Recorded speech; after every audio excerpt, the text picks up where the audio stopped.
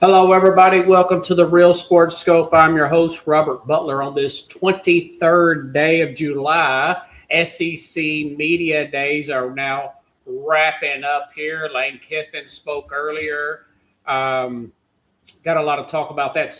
Speaking of the former Tennessee coach, Gabriel Georges committed to Tennessee in a record-breaking NIL deal for running backs. I'll talk about that in a little bit. Also got Coach Kevin Carroll. Excuse me, folks. My ears have been popping all week. I've got Kevin Carroll coming in, talking about the SEC championship. Also, the University of Tennessee, their commitment, and teams that are on the bubble, playoff contender type of teams. Talk that with him as well. The Mad New Yorker will not be in tonight. He is having traveling issues coming back to New York City, as a lot of you have had issues going to the Northeast. In the Northeast area, we had storms there. So, hey, listen, it's better to be safe than sorry. We don't want any kind of plane crashes or anything like that of that nature. So, listen, thoughts and prayers for everybody. I know they're really, really frustrated with that particular situation. I've been doing some ride share, Uber, whatnot, and a lot of the riders have told me about that as well. A lot of major plane delays and whatnot. So the Mad New Yorker will be back next week. I'll ask him the same questions about with his take on the World Cup, of course, but also get his take on the recruiting issue, not recruiting, but the SEC championship game and everything. Exactly what we'll talk about today with Coach Kevin Carroll, who will be in 30 minutes past the hour. So stand by. We'll take our first and only break. I'll be back here momentarily, and we'll hit the ground running here on the Real Sports Scope. Hello, Sports Scope followers. The program has seen tremendous growth since going 5 days a week. I just wanted to thank everybody for your cash contributions and sharing the program with friends and families. Just a reminder, if you want to contribute to the program, go to the Cash App, the cash sign, and Sports Scope. There are other ways to contribute to the program listed at the bottom of the screen. If you want to advertise on the program, go to Sports, that is Sports with an S, another S, Scope, SKOPE, at gmail.com, just like it's listed at the bottom of the screen. Thank you and enjoy the program. Righty then, I'm back here, folks. Oh, by the way, big shout out to Caitlin Clark here. Another 25-10 night. She is on fire right now. And her teammate, Sophia Cunningham, who has publicly came out about men against women in men playing women's sports there. And shame on the media for saying doubles down and all that. So as if this is a big controversial, it's a basic common sense statement. I tell you what, our sports media is just as bad as our political media with taking sides and having certain agendas with their questioning and roundabout. So shame on the Athletic, who I've been giving $71 a year to for their paid subscription for content ideas. It really makes me want to second guess doing that. But that's a different topic. This is a college football show. This particular show, as I told you all, folks, I'm giving about 100-something rides a week in ride share. And I met a Ohio State fan. Nice guy. Cool. I can't remember his name now. From Long Island. Cool dude. Great tip there. Picked him up the other day, a few weeks ago. And he was asking me about this recruit here. There's a big recruiting battle for this Gabriel Georges from this guy is from Quebec, Canada, a 5-star player. He is one of the top players, depending on what site you look at. His low is he's up to I think he's the number 1 running back next year, number 12 overall. Very highly sought after. Ohio State wins these battles, I don't know, 9 out of 10 times, especially against the Tennessee. But Tennessee beats out Ohio State. Georges, he commits to Tennessee yesterday, and there was a big buzz around the college football nation during the SEC media days. So that's a big boost for University of Tennessee. And he has, and I looked this up, this is the most NIL money a running back has made in college football, okay? I looked this up. This is according to Yahoo Sports. I looked this up on Google AI. $6 million across the 3-year commitment contract. I want to say that the total is 3 years, around $2 million per year. Family travels, benefits to attend games. I mean, this is huge here for a big NIL pickup there. A lot of money, $6 million over 3 years. This is really starting to get up in the NFL territory here. Tennessee paid it out. Now, does that guarantee they're going to be a champion? No, you need more and more players like that, obviously, on your team. A few years ago, Nico was really considered to be a big payment guy, for NIL, and he wanted a little bit more money, and he got half of it and went to UCLA. The coach gets fired. It blew up in Tennessee's face, but it also blew up in his face when he wanted to transfer. So it's not a lock, but this is a very good pickup for Tennessee. They are trending upward since their last 2 losses to Vanderbilt, and of course, I want to say Illinois in the bowl game.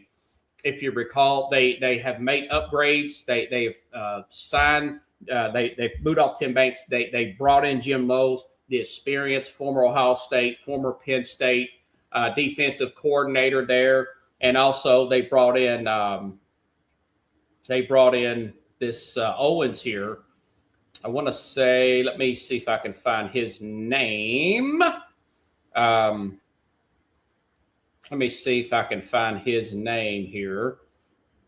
Just a second. But this guy's being paid. He is being paid a lot of money, $1.2 million.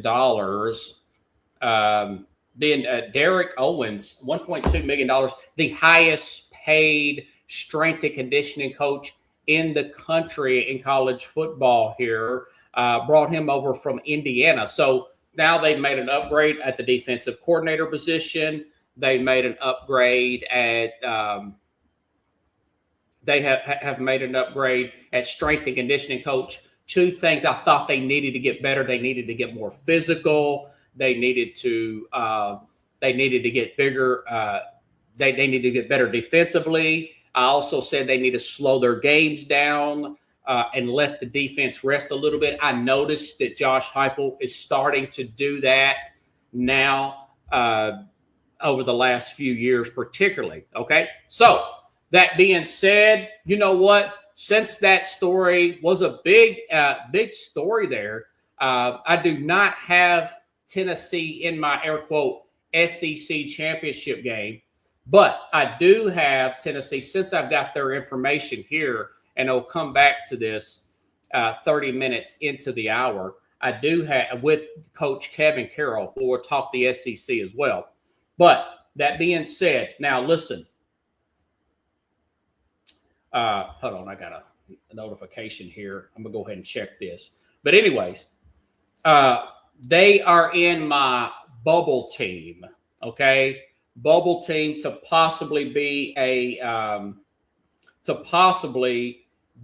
team in the playoff. Okay, now let me dismiss this. Percy Priest drive to the airport.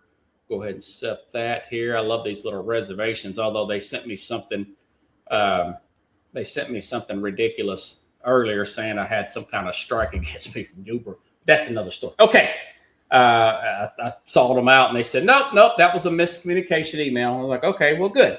Okay, now, Tennessee, since Josh Heupel spoke, since they were in the news with that big running back commitment there from Quebec, Canada. Isn't that weird? But hey, listen, players, you get the players wherever you get the players. Kudos to Josh Heupel for finding him and getting the job done.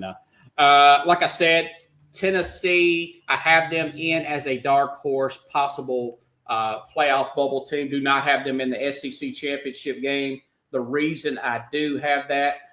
4 returning offensive linemen for Tennessee here.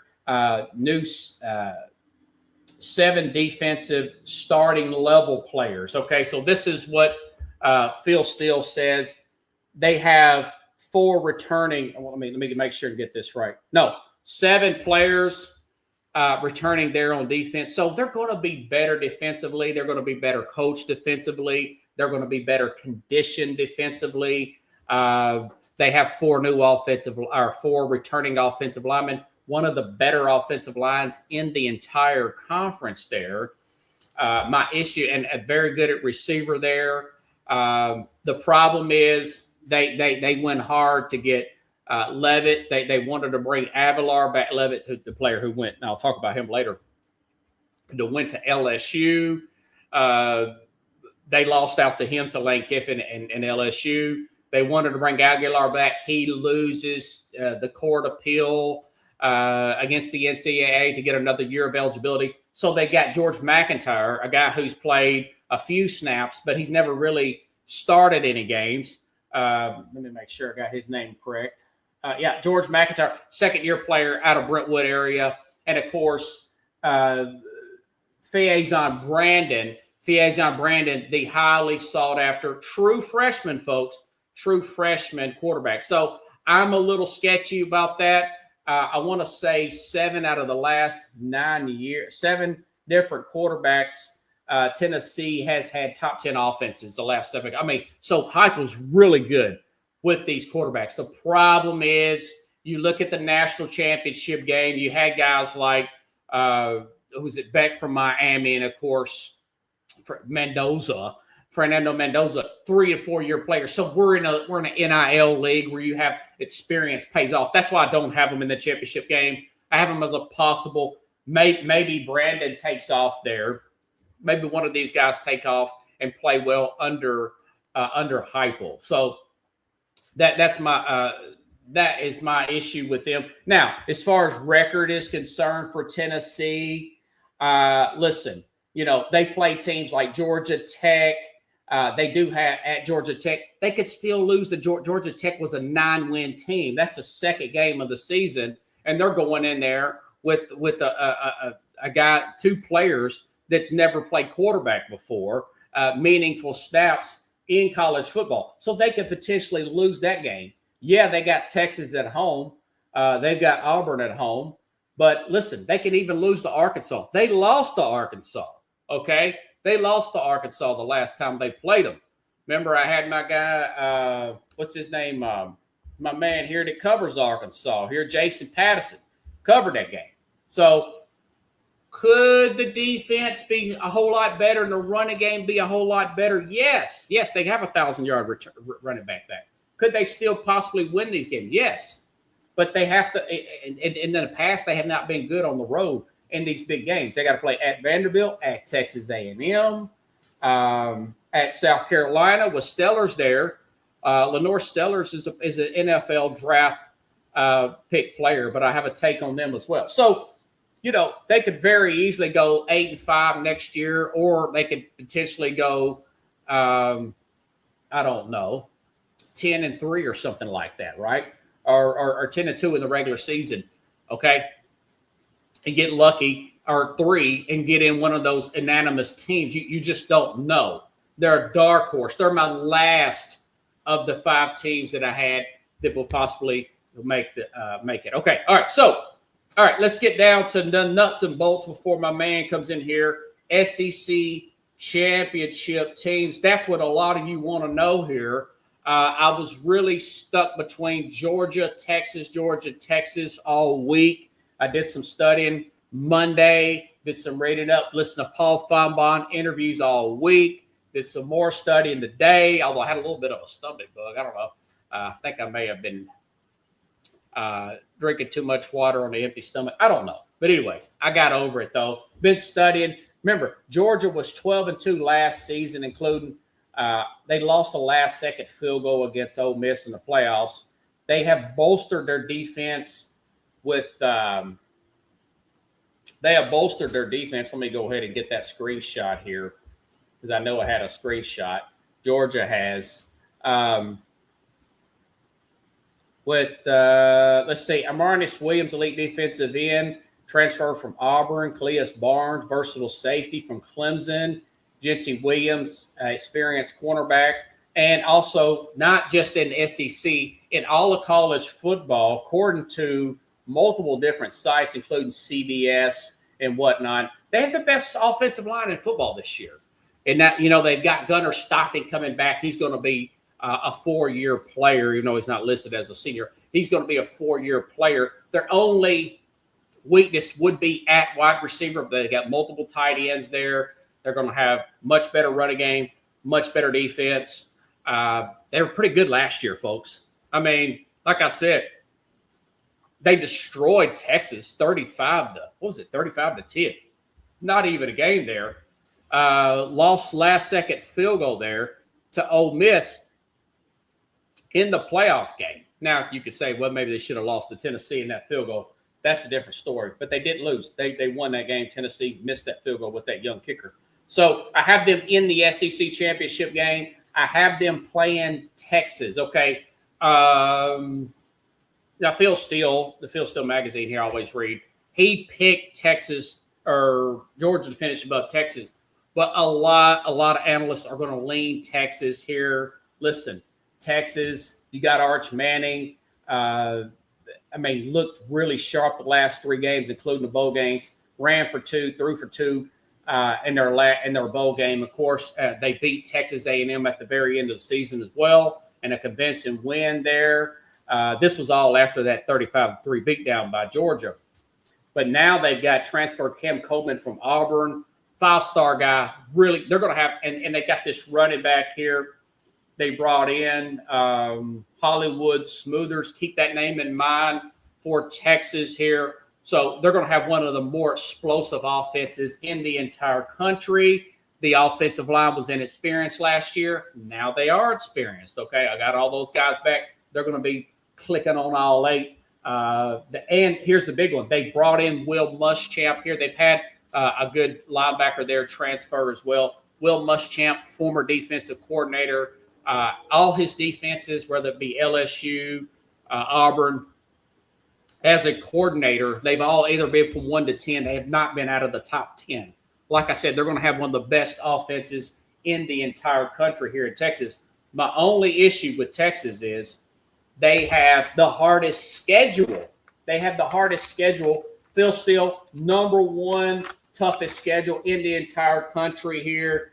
They got Ohio State week 2, but it's in Texas. I actually think they're going to win that game against Ohio State because it's in Austin. They have to play on the road at Tennessee, and then they get the Red River rivalry. They have the bye week. They always seem to have that bye week against Oklahoma. That'll be played in Dallas. Florida after that. Ole Miss after that. We don't know what Florida's going to be. Florida's got a new coach. They could be overlooking Florida. Florida beat them last year, folks. As bad as Florida was, they beat Texas last year. You got to keep that in mind, okay? They got to play at Missouri. This is one of the better Missouri teams from what I'm seeing and reading. They're going to have a much better offensive line as well. They got to play at LSU, Alabama, and then at Texas A&M at the very end of the season. That being said, I still say they're going to get through all that big bolster schedule. They're going to win a lot of tiebreakers. They're going to have 2 losses, and they're going to play they're going to play Georgia in the SEC championship game. I know that's not a hot take, right? They're going to play Georgia in the SEC championship game. I do think Georgia's going to win that game and go back into the playoff again. I just like Georgia's team overall. I do not think Muschamp is going to get – now, he could. I don't think the personnel's quite there yet for him to lift them above him. And I think Sarkisian could possibly get fired. Could possibly get fired. It depends on how these particular games. You don't want any more 35-10 blowouts with the amount of money that Texas is spending on just their overall budget and everything. So, but I do have Texas in the SEC championship game getting beaten by Georgia. I know that's not a really hot take, but listen, I got to call balls and strikes. I don't like to say hot takes just to say hot takes, right? Okay. That being said, okay, here are my teams that are in the here. They are either I'm going to pick them to go to the playoff, or they're in the bubble to get into the playoff. They're in this really tough SEC conference here. So just give me a chance here, folks, and we will and we'll talk a little bit more about it as well. Okay, teams in the playoff bubble that could get in there. Also, if they're in the playoff bubble, folks, they could get into the championship game. Remember, this is a big conference now, so this is important. Okay, Oklahoma. Love Oklahoma's defense. Probably the best defensive mind in the conference, maybe in the country. Brett Venables there. The way they play, the problem, and they got John Mateer back fully healthy, no hand issues with John Mateer at the quarterback position. Here's my issue. We saw the Alabama collapse. No running game. The problem with Mateer is the problem with Venables, same offensive coordinator that I have, is there's no creativity in that offense on third down. It's John Mateer, make up something, make up a play here, and make up a play, and we'll see what happens. Okay. I say that they are a bubble team because, listen, their schedule is also very hard too. They got to play at Michigan week 2, guys. Michigan's going to be much better coached this year. I think Bryce Underwood is going to have that second year under his belt. They may lose that game. I'm picking them to beat Michigan, folks, but they're actually underdogs. The last I checked, now this could change. They're going to be slight underdogs at Ann Arbor, up there in Ann Arbor, Michigan. Remember, they got the former Utah coach here. So they got to play at Michigan. They got to play at Georgia, okay? They're playing Texas. They don't match up necessarily well against Texas. Texas smoked them last year in the Red River rivalry. They play that game as well. They got to play Ole Miss, Texas A&M. They got to play at Florida, South Carolina. I mentioned the talent there. That's a gauntlet of a schedule. Ranked 5 toughest schedule in the country. Not as hard as Texas, but it's still a very rough schedule with a non-creative offensive coordinator there. No creativity from an offensive standpoint. That being said, listen, they got a lot of players back on offense. Maybe their running game's better. 6 returning from last year, 3 starter-level players that transfer. So you got 9 starter-level players on your team, according to Phil Steele, and 7 there on the defense. So they could win the SEC. I got them as a playoff bubble team. They're my number 1 playoff bubble team coming into this season. The reason why I have some faith in them, maybe Mateer just worked better, worked on this stuff in the offseason. He put the work in. So they're my top bubble team to get into the playoffs coming into this year. Okay, number 2. LSU. Listen, LSU spent a lot of money last year. They've had quite a few transfers here, including this quarterback. Lane Kiffin does a lot. I mean, listen, people don't like Lane Kiffin. I didn't think his SEC media day was that much of a blunder as I thought it may be, although the media may say it is. It wasn't too bad. I like the fact that Lane Kiffin today said that he got rid of all the social media apps. I thought that was really cool. Okay, now, LSU. I think LSU is going to find a way in, okay? I had Oklahoma number 1 possible sleeper to get in there. I have more faith in LSU to get into the playoff. They're just not – they're going to lose some kind of tiebreaker to Texas, and they're going to end up not quite getting into the air quote SEC championship game. But I do think they will get into the playoff here. 7-6 last year, lost some close games. They were blown out in other games. I think that the players started reading about the possible Brian Kelly firing or whatever, him being on the hot seat and whatnot. But listen, there was a dogfight to get Sam Leavitt at quarterback there with Tennessee and everybody else. Lane Kiffin closes the deal. He brings in Sam Leavitt.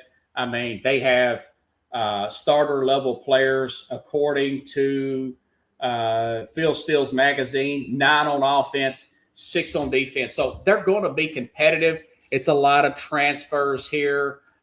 They do got to play Clemson week 1. So if they lose that Clemson game, I mean, all bets could be off. Don't get me wrong, because they still have to play this gauntlet in the SEC. Remember, they have 9 SEC games plus Clemson this year. pretty tough schedule. That's why I don't, air quote, have them in the SEC championship game, but I think they're going to find a way. They got to play at Ole Miss. They might lose that one. That could be a big emotional game for Ole Miss, but they got A&M at home. They got Alabama at home, Texas at home, at Tennessee. But Tennessee, I mentioned the young quarterback play there. At Arkansas, the end of season. At Auburn. We don't know what Auburn's got this year. So I think that they can find a way to get through there with 2 or 3 losses and have a nice little a few wins. They could upset Texas. Who knows? They could very well upset Texas at home there. Okay? So he's going to pump some confidence in this team. They're a bubble team. I think they'll probably get in. We'll see what happens. All right, number 3, Texas A&M. A lot of players coming back from A&M. You said, well, why didn't you put them in the championship game? Listen, another team won a lot of 3 club. What did I put down here? Yeah. Marcel Reed at quarterback, 18 starters coming back total, whether it's going to be a starter on another team or starter there. I say that on another team because of the transfer portal guys. Like I said, they won 3 one-score games last year, but Marcel Reed did struggle, folks. He did struggle in the Texas game, and he really struggled in their playoff game against Miami. We saw that. Does he continue to struggle this year? They have a lot of good players coming back. We know the amount of money that Texas A&M has spent, but they are a bubble team because they were in the playoff last year. And geez, I think they only had 2 losses last year. Go back to their page here. 68. I'm going in the wrong direction here. Make sure I didn't leave any notes out here. But no, so it's a tough conference. I mean, you say, well, a lot of these teams are. Well, it is what it is. I mean, it's a very tough conference. It's a lot of money being spent. Mike Elko, like I said, 11-2 last year. They got all these players coming back, but hey, listen, they got to play. They at LSU, at Missouri, at Alabama, at South Carolina, at Oklahoma. Texas the very next week, Tennessee before that, at South Carolina. Remember, South Carolina had a beat last year. Remember, they had this huge league at halftime. They came back and won at the very end. So I don't know if they're going to win those games like that this year. But they had so many players coming back, I got to keep them in the bubble. So that's 3 teams right there in the bubble there. Number 4 that's in the SEC playoff bubble would obviously be Ole Miss. And I'm trying to get to my notes here because I know my man's going to come up here in just a little bit. 10 starters coming back, including 6-level starter transfers. The big one, obviously, Trinidad Chambliss coming back. He won the big court battle there. Let me make sure my man got my thing here. Yeah, he did get my stuff here. Okay. Coach Kevin Carroll. All right. Now, Trinidad Chambliss, with his experience, I mean, they were 1 play away from getting into the national championship. They were a very tight game here. What a bad call for getting the national championship game last year. My issue is Charlie Weiss Jr., folks, the offensive coordinator, went over with Lane Kiffin to LSU. And now I'm just not sure about the head coach there. My thing is Chambliss did a lot of free willing last year, went a lot off script. I do think that he's going to fall off a little bit as the season goes along. Once you start getting October, November, I think that Lane Kiffin magic is going to wear off. He's going to take a step back. They're going to lose some close games, okay? That's unfortunate. I like Chambliss. I hope the best for him. The fact that they've got so many players coming back, the fact that they played so well last year, they're in my bubble. They're one of those teams that are in that bubble, but they're not in the SEC championship game. They're number 4 on my bubble team. And I've already mentioned the University of Tennessee. So, Coach, if you've heard that, come on in. I haven't seen you backstage yet. I hope that you came through. I'm going to go ahead and bring him in. Now, like I said, teams that I have no faith in. You mentioned that. Yeah, I bet you're thinking, well, what about Alabama? They had Keelan DeBoer had a big contract extension in the off season. Alabama has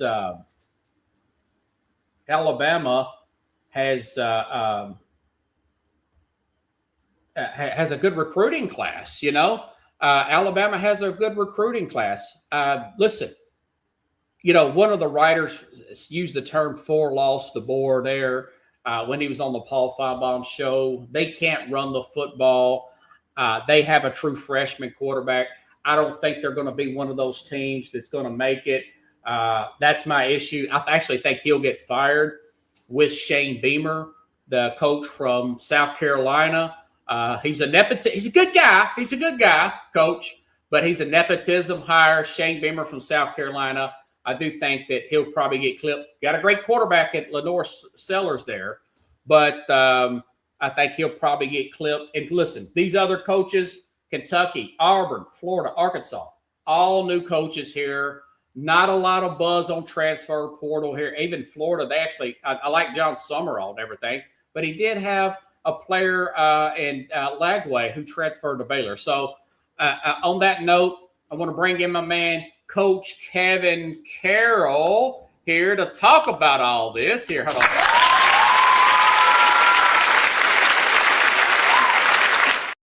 Crowd tonight, Coach. Big crowd tonight. I wanted to ask you about this story. This has been a buzz all week. I'm not being hyperbolic on the program. I've been driving a lot of Uber ride share here. Picked up a big Ohio State fan about 5 weeks ago. A guy had the Ohio State gear on, older guy, goes to the games from Long Island, but he's a big Ohio State fan. He was asking me about this guy, David Gabriel, Georgia. So he's a 5-star quarterback out of Quebec, Canada. What I read today, a record NIL deal for running backs. Tennessee wins them over. What's your thought about that beating out Ohio State, Coach?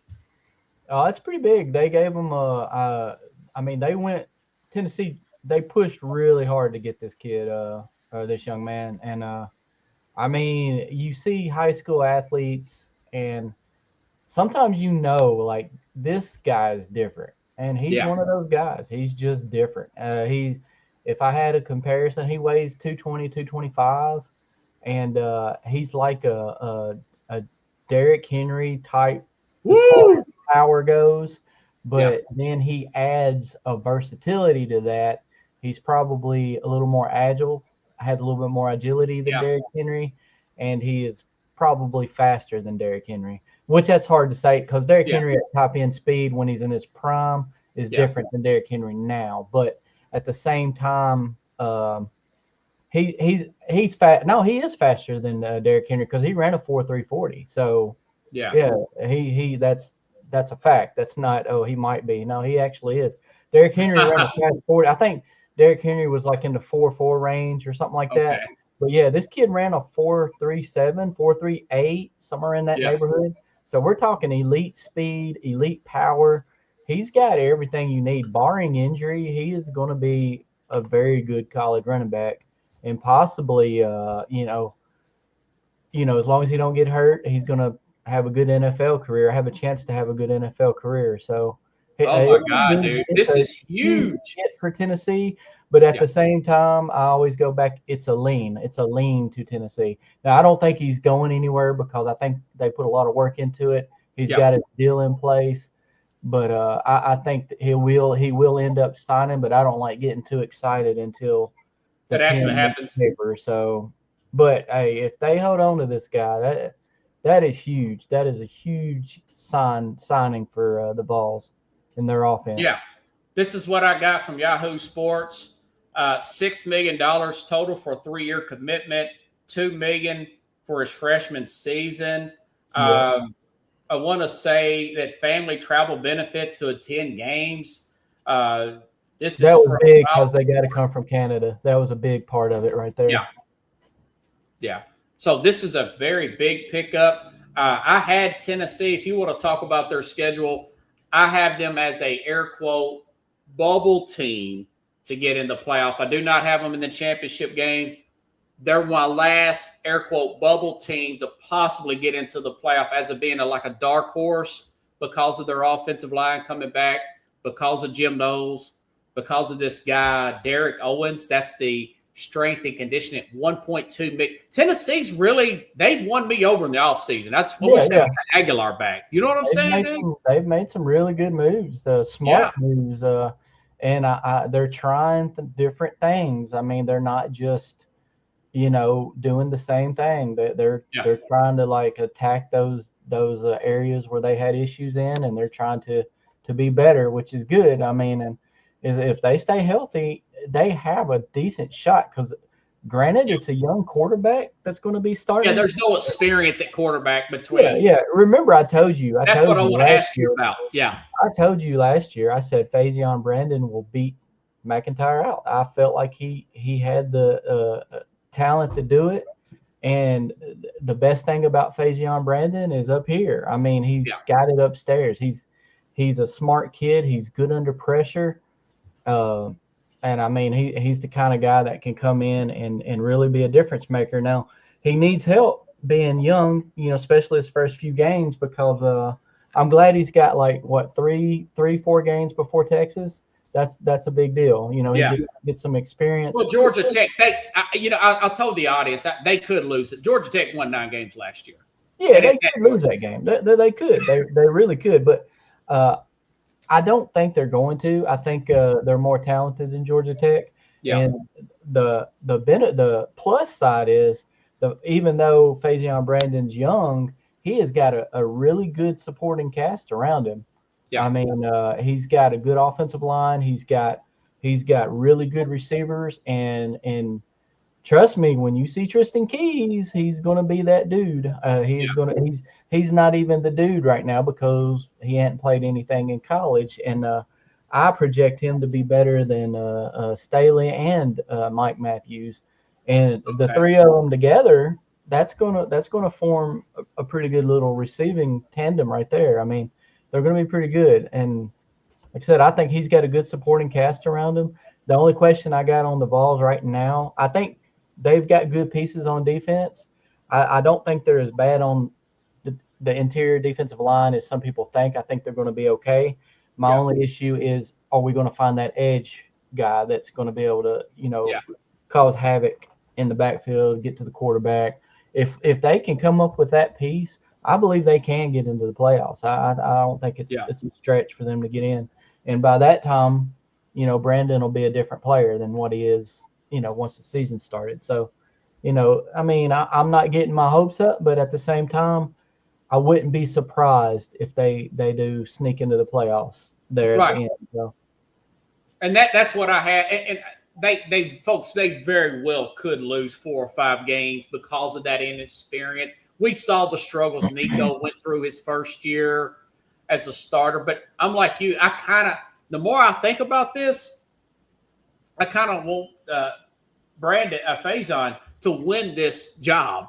Get this out now. And then next year, they'll have another year under Jim. One analyst said that Jim Knowles' defense, it takes about 2 years for the players to really grasp it. Right. So you'll have that, and you'll have another year with this strength and conditioning coach. Maybe 27 could be Tennessee's real year to make a run. What do you think about that? I think so too. You should have a Gabriel George there, as well. So that's a huge add. And the thing about the defense, them catching on, taking a couple years, they've got a handful of guys who are already playing his defense. So who come from Penn State with him. So that's a big deal. You got I think one guy on each level. Yeah. If I'm not mistaken. Oh, nice. I know they lost that pass rusher, but he had a medical concern. Yeah. I think they got another defensive lineman, too, that came as well. And they got a linebacker, and I want to say a safety. I'm not 100% on that, but I think they did. So they had a handful of kids or young men from Penn State come to Tennessee that were on that defense. So that's going to help as far as, grasping the defense. That you got guys on each level that understand what's going on. So, yeah. Yeah. Now, I know it's July. We had the SEC Media Days this week. A lot of stuff can change because the camps haven't really started. Players get injured. but who would you have in the SEC championship game if you had to pick it today there, Coach? They're doing all right, let me get this correct. They're going to the seeds now, right? It's not East, West, or whatever. Right. Yeah, Okay. whoever's got the best record versus tiebreakers, another best record. Okay. Yeah. You told me to come up with a dark horse, and you know what? Yeah. My dark horse is in the SEC championship. Yeah, I think people are just completely glossing over this, but I believe Lane Kiffin is going to have LSU smoking in the championship game. I think they're going. I think they're going to be in the playoffs. I think they're going to the. They're going to compete for. I'm not saying they're making it to the national championship, but they're going to compete for it. They're going to be in the mix. I feel like the athletes they got, the fact that he's brought Sam Levitt in to play quarterback, an experienced guy who's already got experience in the playoffs. Yeah, play for Arizona State. Yeah. Yes, and they got other transfers that are very good players. They got a good offensive lineman. Man, I tell you what, they qualify as a dark horse only because of how they finished last season. Yeah. I don't think last season has anything to do with this season. In my eyes, they're not a dark horse. The only thing that qualifies it is the fact that they faltered last year. I think this year is completely different. I think they're going to be one of the best teams in the SEC. And as far as who they would play, I'm going to say it's a toss-up for me between Texas and Georgia. I'm not 100% on it, because I believe they both have experienced quarterbacks now. So it's hard to really pick one or the other. But Texas, to me, they've been underwhelming considering the talent they have. So even though they're more talented than other teams, I'm not 100% that they consistently get it done every single week. They lose maybe one that they shouldn't lose, or two they shouldn't lose, and so it's going to be tough. It's going to be tough for them. Georgia, I don't know what their schedule is off the top of my head. So, I can give it to you, Coach. Here, I got you, man. I got the Phil Steele magazine right in front of me. I just had to find their page here, page 50. And I know Texas has a tough schedule. So, number one schedule.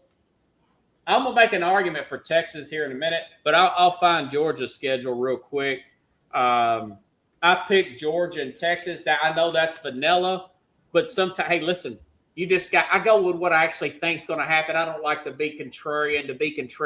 Right. I hate to be those hot take guys that just say crazy stuff just to say crazy stuff, Yeah. Sometimes I do say crazy stuff, but it's crazy stuff I actually believe. Right. So Georgia, they got the number 18th ranked schedule in the country. Yeah.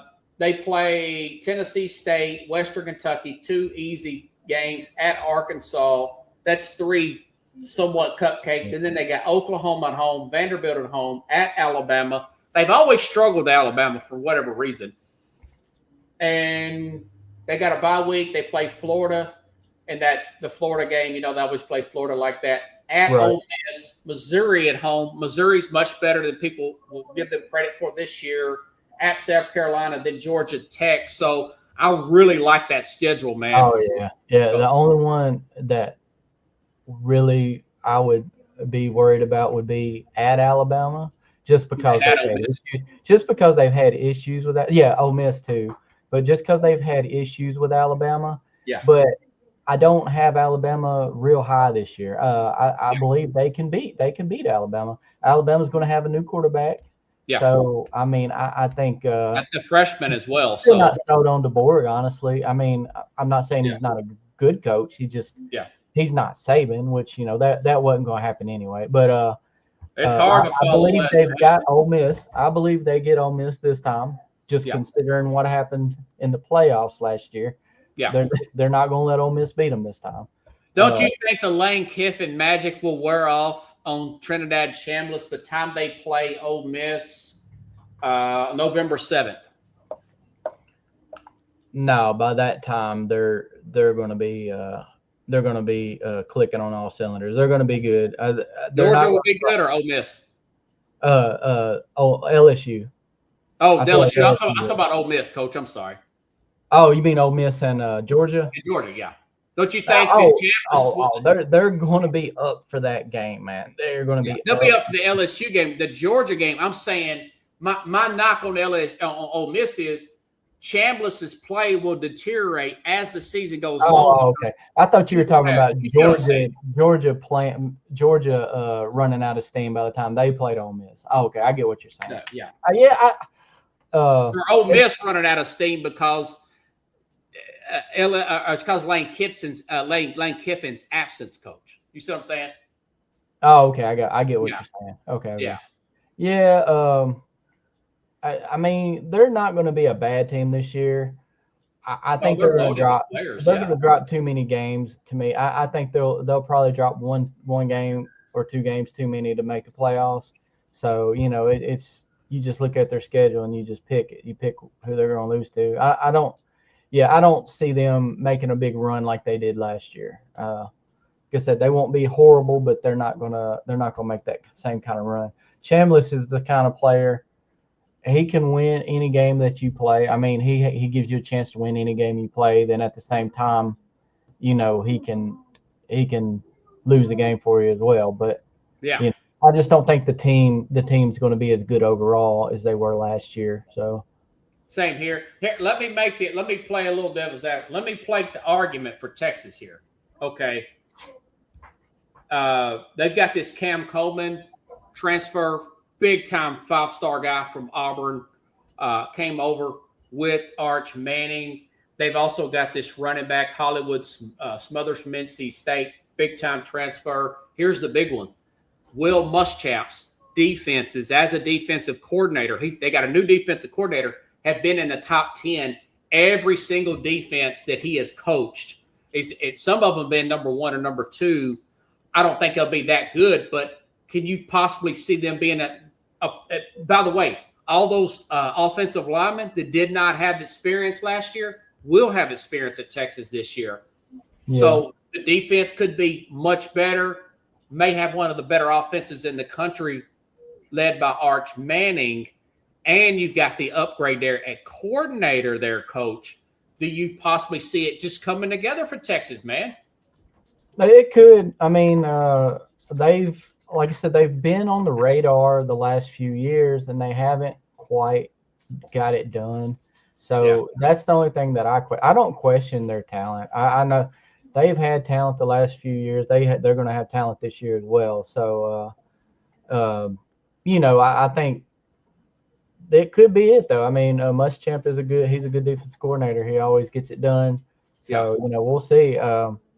So really looking forward to it. But I do think they got Ohio State in week 2. I think they'll knock out Ohio State at home. But is that Labor Day weekend? That's the day after Labor Day. The second week. Okay. So it's the week after Labor Day weekend. Yeah. Okay. I wish it was Labor Day weekend like last year.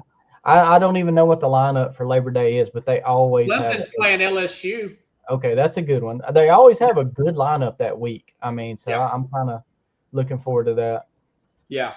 I mean, check out this schedule for Texas, though. Number 1, most difficult. I mentioned they got Ohio State, but it's at home. They play at Tennessee a few weeks later. They got the normal Oklahoma game. They play Florida. They're a wild card team. But Florida beat them last year. Yeah.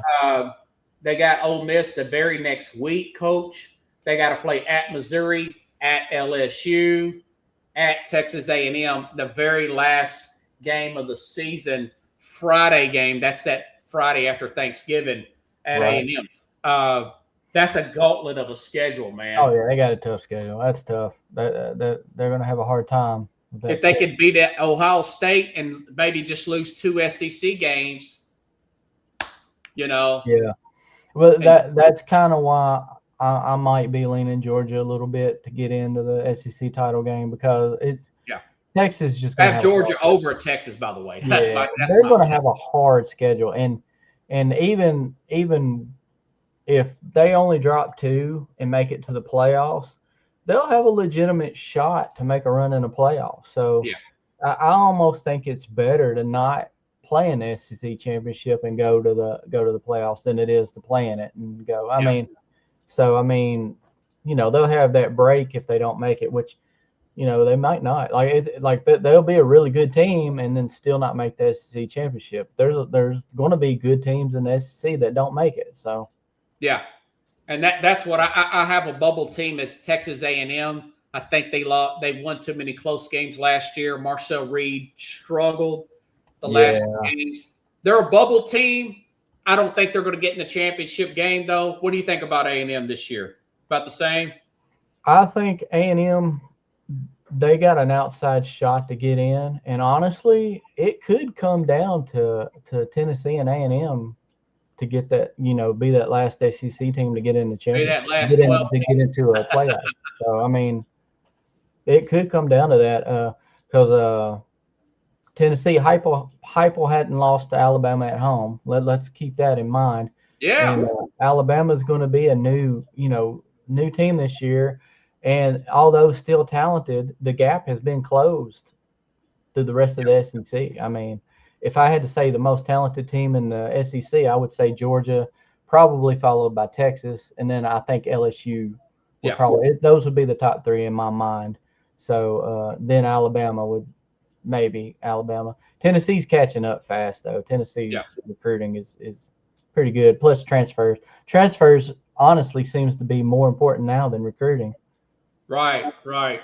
Yeah, this Phil Steele, which I love his magazine, he's actually changed his returning starters section to players that are transfers, that are starters in other teams, and he adds them in as returning starters, which I think that makes sense, Yeah, it does. It does because it has a bigger effect from year to year now than recruiting does, and I mean that's just a fact. So, it's probably smarter to get you a good quarterback through the transfer portal than it is to recruit one. So, the fact we lucked out with Brandon, and now we have 2 5-stars competing for a starting spot, which is good because.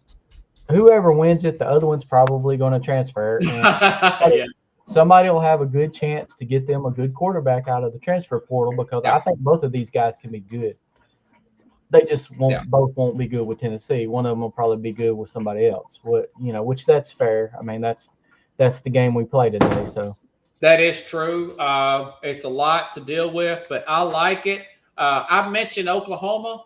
A lot of players coming back. But my big take, coaches, on Oklahoma is they don't have enough creativity offensively. It's John Mateer, convert third down. I don't think that's going to happen. But I still have them as a bubble team, per se. What do you think about Oklahoma this year? Did they hire another offensive coordinator? No, they didn't. They kept the same guy. Yeah. So, see, that's Dog even agrees with that. Yeah, she agrees. That's the thing.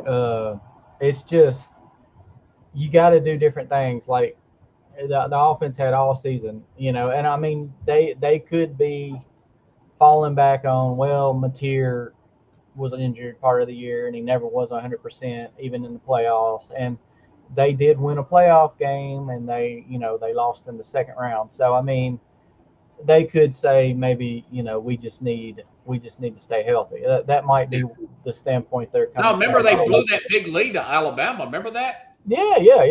I was getting excited. I didn't want Alabama to keep playing. So I didn't either because I picked Oklahoma to win that game. Right. I wanted them to, but the back of my head, I was sitting here like Alabama's probably going to get them. I didn't want them to do it, but I had a feeling they might. And even when Oklahoma jumped ahead, I was like, it's probably going to not last. But so you're like, you think that's too, but the offense is way too vanilla. Yeah, it is. They need more. They need more creativity. They need to do more things. They need more guys getting involved other than Mateer. That's why he got hurt. They're relying on him way too much. They need other guys to step up, and they need running backs. A good running back to come in. They need their, of course, their receivers to make plays, and and I know part of the receivers were hurt. They had some receivers injured too. So, I don't know. We'll have to see what they do this year. Maybe they'll have some wrinkles. They'll throw some wrinkles in there and do some stuff. I mean, they didn't need them. We know the defense will be strong. Yeah. Yeah, they'll have a good defense. They'll still be good on defense. Do you? My prediction was I think that DeBoer, even though he got a contract extension, they got a pretty good class coming in. I think the fans are going to want him. I think he'll get fired this year. I think there's going to be an outrage, and they're going to overreact. They're going to fire him. What's your thoughts about DeBoer in Alabama? That wouldn't surprise me at all, honestly. If they miss the playoffs, number one, because I think they're going to lose 3 games. I think that's the number in my mind that they're going to lose. Yeah. And then they could drop one. Like once they realize they're not going to the playoffs, they might drop another one. You know, if they lose 4 games, he might not make it out of the season. I mean, that's just how Alabama is. I mean, they're about business. They're I've never liked Alabama because I'm a Tennessee fan, but I have to respect their program. They're about winning. I mean, so if they think having him around isn't progress towards them winning, then he'll be gone. That's just the way it is. Do you think? I also think that what's his name, Shane Beamer, the son of Frank Beamer, is going to get fired from South Carolina. He's got Lenore Sellers. They were 4-8 last year. Kind of a nepotism hire. Nice guy, but I think nepotism hire. Yeah, Sellers was a big disappointment last year. So the consistency comes into credit, so it comes into question. So we gotta wonder if maybe that 1 year was like a just a 1 year wonder sort of deal. So he's going to have pressure on him this year. So he's either going to have to put up or shut up. I mean, that's how it is. And I don't think South Carolina's going to be much better than they were last year. I mean, seriously, I just don't. I know. You're like me, man. It's just tough. It's a tough conference to keep. What do they call it? A pressure cooker. I mean, it's just tough to stay consistent in the SEC. So, I feel like him being fired, that wouldn't surprise me one bit either. It's just that's just the nature of the beast. Do you have any other thoughts on these new coaches? Any other predictions or any other firings or whatnot that you think that may happen this year in this conference? It's a wild conference, ain't it? It is. It's what makes it so fun, though. I love it. I can't wait. Yeah. I can't wait for football to start. It's especially SEC and Labor Day weekend. All those big games coming on. Do you take that whole Saturday off? Oh yeah, I take I put in vacation. I've already got my vacation in for the Friday before Labor Day. I mean, I'm going to a high school game that night, and then I'm watching college football all day on Saturday and Sunday, and probably watch that game Monday. There'll be a game Monday night as well. I don't know if you're aware of it. Ole Miss and Louisville are playing in Nashville. Yes. So I'm not going, but I mean that's not a bad game to start off the season. So look at the coach for Louisville. He's a great. What's it, Jeff Brom? Yeah. They can knock out Ole Miss right off the bat. Yeah, that's a fun game to start the season off. I mean, we're probably closer to Louisville than we are to Ole Miss here in Nashville. Right. I think that game is Labor Day weekend. It is. It is actually. Yeah. So that's one of them. I mean, I got them in the ACC championship game playing Miami. Right. Yeah, Miami got that quarterback from, was it Oregon State or? Yeah, they got a big time transfer quarterback there. Yeah, I thought he was from Oregon State. I could be wrong, but hey, remember they got one from Washington a few years ago, and it turned out to be Cam Ward. Yep, Cam Ward. Yep. Yeah. They were one of the better teams in the transfer portal. I remember reading that about Miami. Do you think Bill Belichick do you think he'll make a bowl game? I think he'll make a bowl game this year. I mean, it's only 6 games. But all you got to do to make a bowl game is fall off the toilet. So, he might get into one. But, I mean, I still don't think they're going to be any good. They're not going to be a championship team. But no, they're going to be pretty bad, I think. They might get lucky and get in a bowl game. It depends on how many of the little no-names they scheduled, I guess. I don't know. Yeah. But, I don't know if the college game is his forte or not. I don't want to set it in stone because you can't judge him after one season. He had a very bad team. I mean, it's just, he didn't have a lot of talent. And apparently they did get some transfers and stuff. And I don't know if you've seen that meme, but the kid from Tennessee the kid that was trying to pick between Tennessee and North Carolina, and he picked North Carolina, and somebody said, how does he watch them play and say, yeah, I want to go be part of that? I mean, so, I mean. Yeah. That's interesting. Yeah. I just wonder, I said Dabo will survive this year, but I think he could possibly be on the hot seat in 27. Yeah, Dabo could be a candidate for Alabama. I mean, that's interesting. He's an alumni. Save him from getting ran out of Clemson. He's an alumni, so I mean, that's where he played college ball, and that's food for thought, man. A few years ago, when Clemson was on top, I wouldn't have said that he would leave because he's got his own good thing going. But now that it's kind of the steam has come off a little bit, maybe he'd be willing. And he's an established coach, and he'll have a lot more talent at Alabama than he did at Clemson. So that's potential. He's one of the ones I thought might have gone there after Saban left. So interesting. And his buyout's nothing now. It's nothing. Those years have expired. Coach Kevin Carroll, man. Wow. Anything else you need to add, buddy, before we get off here? No, man, I'm good. I enjoyed it, dude. All right, appreciate it. Hey, I'll see you come season time. We'll be talking Vols football and, of course, the SEC in college as well. Thanks again, buddy. Great. Have a good one. Appreciate you. All right, everybody. I'll be back here next week. Obviously be back Monday. Talk about it on the program. Hey, thank you, everybody. I love you all coming on. Thank you, Second Discovery. Thank you, Kathy. It's been a great show. Good participation here. Good audience here, folks. If you like the show, share the show. If you have not subscribed to at the Real Sports Scope YouTube, please do so. Want to get those specific numbers up, though. Have a good week, everybody. I'll see you then here on the Real.